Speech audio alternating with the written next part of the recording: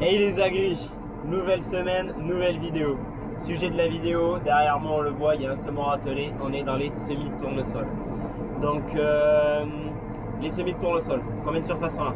On a 50 hectares de tournesol conventionnel à semer. On a que du conventionnel cette année en tournesol à semer. Non, on a que du tournesol conventionnel, on n'aura pas de tournesol bio, on devait peut-être en faire, mais au final c'est pas fait. Voilà, plutôt. Après il nous restera à semer derrière du soja qui soit en bio et en conventionnel, et du sorgho en conventionnel. Voilà, donc 50 hectares de tournesol à semer. Avec quoi on le sème? On le sème avec un semoir Kuhn, un Maxima 2. Donc c'est un semoir dit monograine. Qu'est-ce que ça veut dire monograine? Semoir monograine. Merci le semoir. Il existe deux grandes familles de semoirs. Le semoir dit volumétrique, aussi appelé plus habituellement le semoir à blé, et le semoir monograine. On va lui appeler habituellement le semoir à maïs ou semoir à tournesol. Donc le semoir à blé, quand on sème du blé, on sème une quantité hectare, un volume hectare. Donc c'est pour ça que c'est un semoir volumétrique. C'est du volume qu'on envoie, c'est de la crénelure qui va nous distribuer notre dose. Que pour le tournesol, le soja, le maïs, bon le soja c'est semé avec les deux types de semoirs, mais le sorgho par exemple, on va semer un nombre de grains à l'hectare. Donc là on est sur 70 000 pieds de tournesol à l'hectare. Donc la différence c'est que ça c'est un semoir qui va mettre graine par graine dans le sol. Donc comment ça fonctionne? Donc là c'est un système de soufflerie avec dépressurisation. On va avoir un disque par élément. Donc oui. Comment fonctionne du coup un semoir monograine? Le semoir monograine, lui, va avoir déjà pour fonctionner, il y a une succession d'éléments. Ça veut dire que c'est pas une ligne de semis. On a plusieurs éléments indépendants. Chaque élément a sa réserve de semences dessus. Donc l'élément est composé de plusieurs éléments. Pour commencer, il y a un chasse-motte qui va venir retirer les grosses mottes ou les pierres qui peuvent être sur l'arrêt de semis. Derrière, on va avoir deux disques qui s'appellent les disques ouvreurs qui vont ouvrir notre sillon, suivis de deux grosses roues calées dessus qui elles vont faire la profondeur de semis.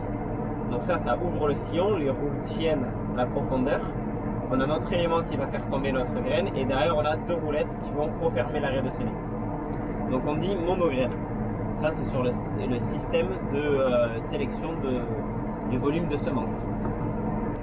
Donc comme je vous dis, ça va être monograine, c'est graine ou graine par graine. Donc en fait on va avoir un disque, il y a plusieurs types de disques, entre ceux à tournesol, ceux à soja, ceux à sorgho, ceux à maïs, etc. C'est un disque qui va être avec des petits trous, plus ou moins gros en fonction de ce qu'on sème. Et ce disque est dans un élément, d'un côté l'air est propulsé et aspiré, c'est à aspiration, ça veut dire qu'on a notre disque qui est placé là. On va avoir l'aspiration d'air ici, on a une turbine qui va aspirer, dépressuriser, et du coup sur chaque petit trou, vu qu'il y a de l'air qui est aspiré, il y a un grain de tournesol qui va se plaquer. Et vu que ce disque tourne proportionnellement à la vitesse d'avancement, en fait ça va à chaque fois poser graine par graine dans notre raie de semis. Donc ça c'est un semoir monograine. Voilà. Donc maintenant vous avez la différence entre les deux types de semoirs. Donc voilà, notre sorgho, notre tournesol, on le sème avec ce Kuhn Maxima 2. C'est un semoir qui en écartement entre rangs va être à 60 cm. C'est la technique qu'il y a ici. Il existe énormément d'écartements qui varient entre 30 et 80. C'est en fonction des cultures qu'on fait, de comment on fonctionne dans notre mode de culture et tout ça. Donc nous ici sur l'exploitation on est équipé en 60 d'écartement. Donc on a un semoir de 7 rangs. 7 rangs x 60, on est sur 4,20 m de travail. Donc c'est pas un semoir bien grand. Voilà, pas un semoir bien grand, mais ça va très bien. Donc c'est un semoir DPE, pareil, donc débit progressif à l'avancement. Parce qu'on a des systèmes de chaîne avec des pignons à régler. Et on sait que là sur notre cahier, ces pignons avec ces disques, ça fait tant de 2000 de pieds à l'hectare. Là on est sur exactement, on est à 69,9 pieds à hectare. Pour ça j'ai le bouquin, on cherche dans les tableaux dedans. De quoi on est équipé? Ici vous entendez par moment il y a un boîtier qui va piper. C'est le Kuhn Electric Connect. À quoi ça va servir ça? C'est en fait sur chaque élément de semis, on va avoir un capteur. Donc qui sont répertoriés là-dessous. donc un capteur de 1 à 7, donc on a 7 éléments de semis. Donc voilà le cune control. Donc là il bip, c'est parce que je viens de reposer le semoir et voilà. Donc à chaque fois que c'est vert, ça veut dire qu'il y a bien des grains qui tombent. Parce qu'on a des capteurs du coup dans chacun de nos éléments ici. Et donc là on voit que tout fonctionne. Et c'est à dire que si à un moment on en a un qui bip en rouge, ça veut dire qu'il y a un souci sur l'élément. En moyenne, c'est à dire qu'il n'y a plus de semences dans le réservoir. Donc c'est pour ça que voilà, bon, on connaît l'eau surface, mais ça permet de savoir exactement quand ça sème plus ou pas. Donc comment on procède pour le semis? Donc vu comme je vous ai expliqué, un semoir en 7 rangs à 60 qui fait 4,20 m de large. Ce qu'on va faire, c'est commencer par faire 4 tours de champ. Donc grâce au GPS chez Valtra, c'est pas compliqué, on fait notre premier tour de champ. Les autres lignes sont proposées, on est tranquille. Pourquoi on fait 4 tours? On pourrait faire que 3 tours. Sur un champ bien carré, où vraiment on a nos lignes là et que c'est bien à l'écart pour faire nos demi-tours, 3 tours suffisent amplement pour faire demi-tour sur la tournière. Et vu qu'on a beaucoup de champs biscornus, même que des champs biscornus, je ne crois pas qu'on ait un champ carré ou rectangle. Donc c'est pour ça qu'on va faire 4 tours, parce que souvent il y a des pointes dans tous les sens et au moins on tourne d'un coup. Parce que ce qu'on fait pour semer, on sème une passe sur 2. Et avec 4 tours, j'ai largement de quoi faire à un coup. Là, je fais mon demi-tour à un coup, je suis arrivé, j'ai levé, je tourne le numéro à fond, je réactive mon GPS, je suis réaligné pour ma ligne d'après.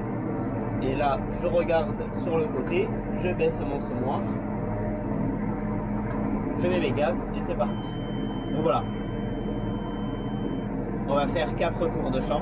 Et comme ça, c'est beaucoup plus à l'aise pour faire les demi-tours. C'est vrai que peut-être que sur les soja bio, vu qu'on doit l'épiner plus souvent avec les tournières, c'est un peu galère. On verra peut-être pour faire que 3 tours pour gagner en longueur dans le champ, en longueur droite.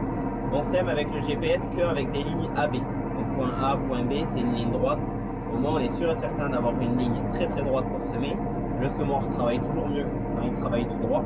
On ne suit pas des courbes en bord des champs, juste pour les 4 premiers tours, bien sûr, les 3. Donc notre ligne bien droite va aussi permettre que si on doit venir biner, c'est plus confort d'arriver à suivre une ligne droite pour biner qu'un serpentin. Réglage tracteur. Donc en vitesse d'avancement, là on est à 5,5 à peu près en vitesse. On va pas avancer beaucoup plus vite parce que c'est du tournesol, c'est une graine légère. Elle peut avoir du mal à tomber dans l'arrêt. Vu que c'est jamais des champs qui sont bien à plat, des fois l'élément attrape mal la graine. Donc pour avoir une meilleure régularité de semis, on est aux alentours des 5,5. On pourrait monter jusqu'à 6 km/h, mais on ne le fait pas. Après, ce qu'on a, donc ça peut étonner des gens, on a le N174, donc 165-170 chevaux devant. Pour tirer un semoir de 7 rangs, c'est un peu abusé. Je suis d'accord. Donc oui, ça fait un gros tracteur pour un petit semoir. Vous allez me dire, ah, vous consommez énormément, les pneus sont hyper larges du tracteur, vous trépignez sur le rang, etc. Donc pourquoi on fait ça? J'avais déjà expliqué ça dans la vidéo l'an dernier de semis. Donc on sème avec celui-là parce qu'on a l'autre tracteur qui est attelé au culvé. Et vu qu'on désherbe en suivant notre tournesol, au lieu d'avoir le soir à dételer l'autre culvé, dételer le semoir, rater le culvé, le lendemain redételer et rateler, on fait comme ça. Pourquoi on ne met pas le culvé sur ce tracteur? Parce qu'il faut un faisceau un peu spécial, que ce soit un faisceau hydraulique et électrique. Il n'y a que le N134 qui est équipé pour ça. Donc voilà pourquoi, premièrement, on ne fait pas ça. Après, vous allez dire, ouais, vous avez les pneus hyper larges, vous trépignez un peu. En soi, il y a juste les rangs extérieurs qui vont passer très très proche de la ligne de semis du pneu. Mais en fait, comme on vous dit, c'est des pneus quand même assez larges. Je ne sais plus les dimensions. C'est quand même pour un 160 chevaux en 4 cylindres, on a la monte presque la plus large. On peut mettre bien sûr toujours plus large, mais sortie d'usine, on a une monte assez large qui va permettre de moins tasser au final. C'est-à-dire qu'au lieu de tasser une petite partie là qui pourrait vachement marquer, on répartit notre poids sur beaucoup plus. On dégonfle les pneus, là en pression, je pense qu'on est entre derrière, on doit être à 0,8, devant on doit être à 1,2 kg, ou 1 kg derrière et 1,2 kg devant, même peut-être un peu plus bas. Vraiment l'idée c'est voilà, que le pneu s'écrase bien, on ne tasse pas, on ne tasse presque pas franchement derrière. On voit à peine les endroits où il y a eu les marques de pneus du tracteur. Bon après là on sème dans des super conditions.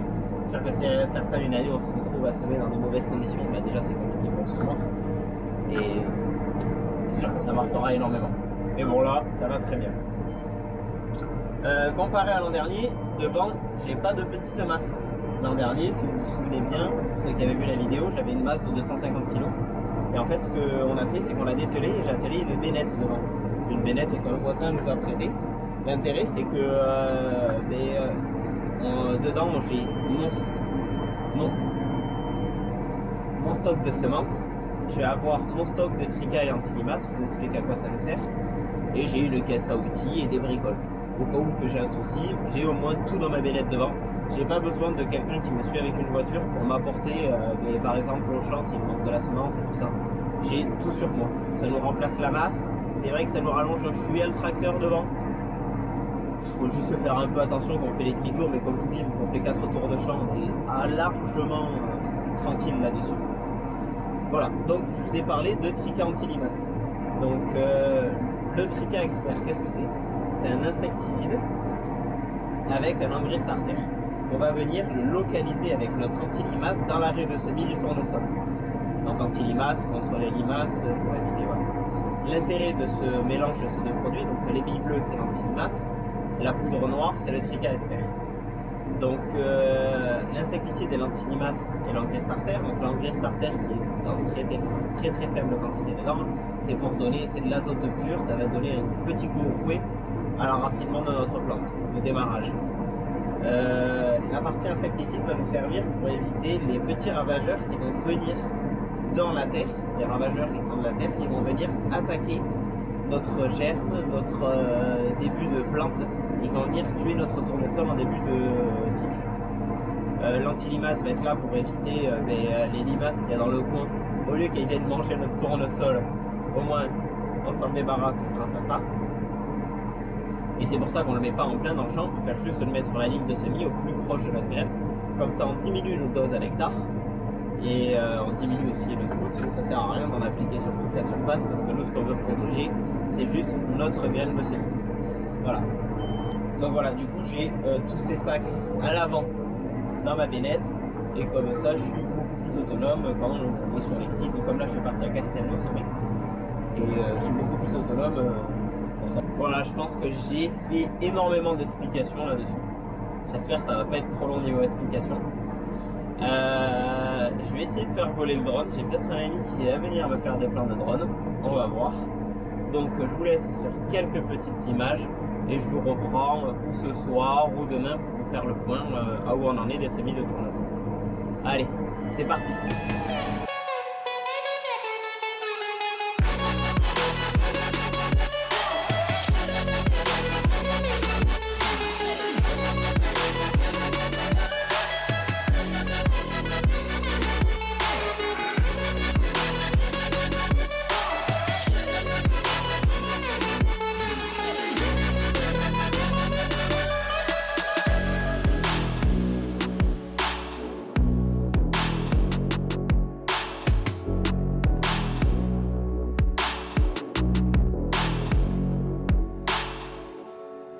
I'll show you how to love. Oh, I'ma show you how to love. I'ma show you how to love. Oh, I'ma show you how to love.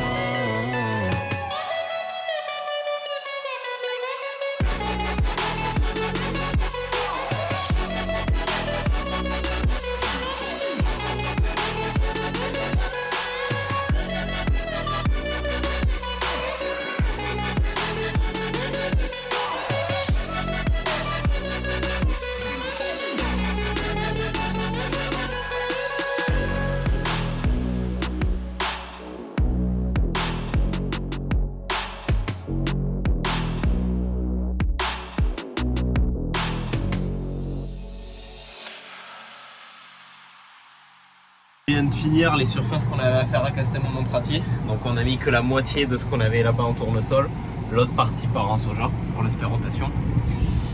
Derrière j'ai plus qu'à replier parce que vous voyez c'était un peu large. Je vais replier mes éléments extra. Je commence par lever mon semoir. Et là maintenant avec ce distributeur, non celui-là, je vais rapprocher mes éléments extérieurs. Je sais pas si vous allez bien voir. Hop, vous voyez, mon élément rentre. Tac.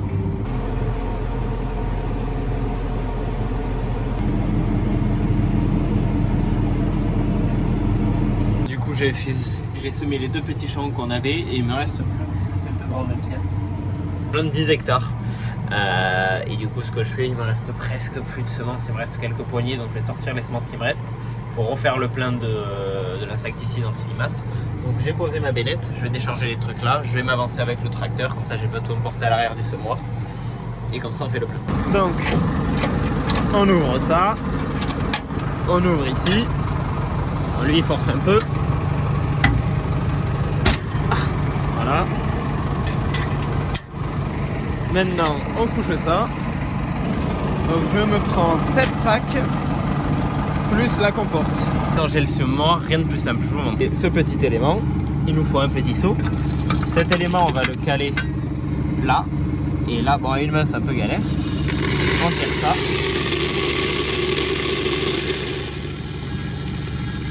C'est comment vidanger. Maintenant, on remplit.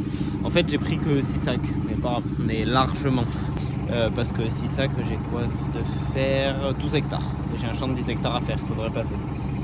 Donc go répartir ça dans les éléments, on commence par ouvrir. Donc il y a 2 techniques. Ou la technique un peu bourrin, c'est à attraper ici et tout tirer. Ou la technique un peu plus délicate, on coupe et on défait. Technique délicate. J'ai coupé le bout. Et là, on n'a plus qu'à tirer nos fils sur les côtés. Bon, il reste le dernier du bout qui s'est resté accroché. Et voilà, bref. Les éléments sont tous remplis. J'ai mis la même quantité partout. Ferme. Pour remplir l'insecticide, là le mélange de Trika Expert anti-limaces. Je mets masque, gants, masque pour la bouche et pour les yeux, vu que c'est un peu volatile, et je remplis ça. La grille, je vous ai pas repris du coup hier de la journée. Donc là on est vendredi matin. Je réattaque je termine ma grande pièce. Voilà. Hier, je vous ai pas dit, il y a Bastien, il y a Stervio qui est passé me faire un petit coucou hier soir, c'était trop stylé. Il a été faire des plantes de drogue de nuit, franchement, des trucs magnifiques. Il m'a dit qu'il mettait la vidéo ce samedi, donc de la semaine où je tourne, donc je sais pas quand cette vidéo sortira. Et après là, ce que je vais faire, c'est que je termine ici. Je pense que d'ici 2 bonnes heures, je devrais avoir fini. Et je me redéplace pour aller terminer notre dernier champ. Un champ qui fait 10 hectares pile poil. Il y a des grandes raies droites, donc franchement ce champ il devrait aller assez vite je pense. Et voilà. Donc va bientôt falloir que quand je serai arrivé une passe sur 2 au bout, je m'arrêterai. Je pense qu'il faut que je remette du Trika anti-limaces parce qu'à chaque fois je prépare pour 6 hectares. Et donc là je vais avoir fait 6 hectares. Et vu qu'il m'en reste un peu, voilà. Du coup il va falloir aller faire le plein de ça tout à l'heure. Et du coup je pense que je vous reprends quand je me redéplace et quand j'ai fini ce champ. J'ai le Kun Control qui vient de biper. Normalement, c'est à peu près ça. Parce qu'en fait, là, je vais vous montrer. C'est des compteurs en fait de surface que je fais pour savoir. Et du coup, avec ça plus le champ que j'ai fait avant, du coup, où on était là, le grand champ de un peu plus de 10 hectares, mais du coup, ça doit biper à peu près vers maintenant. Et du coup, ça vient de biper, ça doit être vite. Il reste 8 hectares de tournesol à semer. Donc, ce que je vais faire, je vais mettre 3 doses de semences de tournesol dans mon semoir. Ça me montera pour 6 hectares à peu près, 6 hectares et demi. Du coup plus 2, ça fait 8 hectares et demi. Et comme ça j'attends de me garder ma dernière dose pour fignoler dans le semoir. Même peut-être que je vais en mettre que 2 et je remplirai une fois après. Parce que j'aime bien en fait, vu qu'on ne remplit pas une dose par élément, d'être sûr et certain de ne pas avoir trop dans un élément, pas assez dans l'autre et ouvrir un sac de semences pour rien. Voilà. Donc ça c'est mon élément 1 et c'est l'élément 2 qui a bipé. Et si on voit, c'est bien vide. Bon, vous voyez, là il en reste encore un peu, là un peu, là un peu, là un peu. Là-bas pareil. Mettre 3 doses, parce que les 3 doses ça m'amènera à donc 6 hectares et quelques comme je vous ai dit. Vu que j'ai déjà semé 2 hectares, ça me fait 8 hectares et demi à peu près. Et comme ça, il me restera normalement une dose à mettre, mais que je mettrai au compte-gouttes pour pas qu'il y ait trop ou pas assez. Voilà. Donc, en gros, ce que je fais pour ouvrir mon sac, c'est donc je le mets face à moi. Il y a la ficelle longue, je l'ai à ma main gauche, et la ficelle courte, je l'ai à ma main droite. Et ce que je vais couper, c'est derrière, c'est une double ficelle. On dirait qu'il y a 2 ficelles derrière et une devant. Donc ce que je fais, je coupe la ficelle de devant quand le ciseau veut bien. Et après là, on va venir derrière juste un tout petit peu décrocher cette petite ficelle.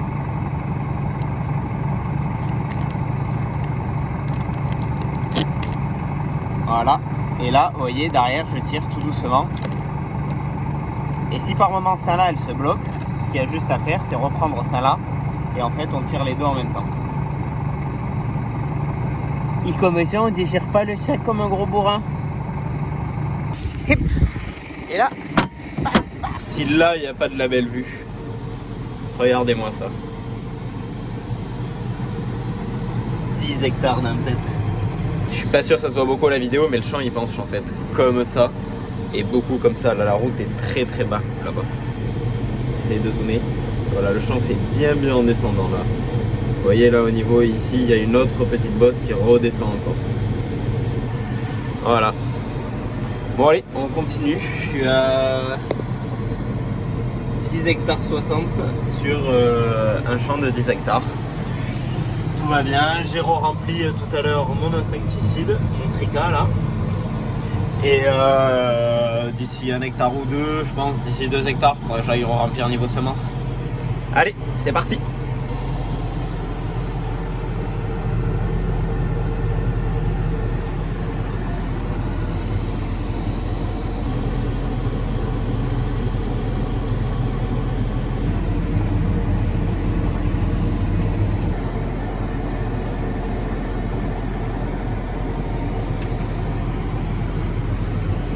Désagréé, je viens de rentrer à la ferme. Du coup, les 50 hectares sont passés en 2 jours et demi.